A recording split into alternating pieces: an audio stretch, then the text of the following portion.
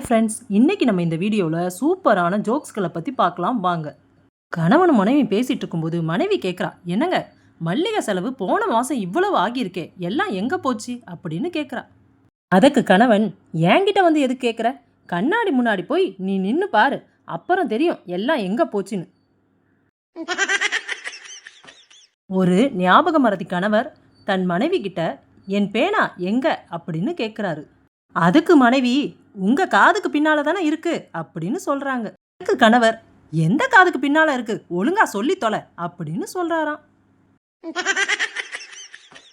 ரகு ரவி இரு நண்பர்கள் பேசிட்டு இருக்கும்போது ரகு சொல்றாராம், ஏதாவது சத்தம் கேட்டா போதும் உடனே திருடன் வரானா பாருங்க அப்படின்னு சொல்லி எழுப்பி விட்டுட்டு இருப்பா என் மனைவி அப்படின்னு சொல்றாராம்.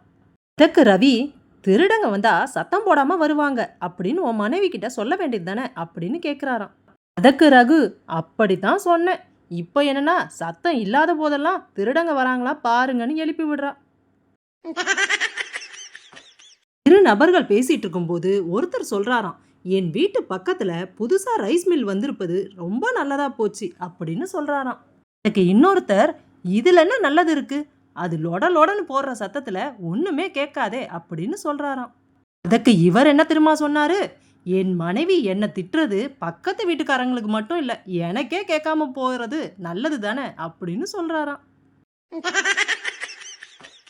இந்த வீடியோ உங்களுக்கு பிடிச்சிருந்தா மறக்காம சப்ஸ்கிரைப் பண்ணுங்க. தேங்க்யூ.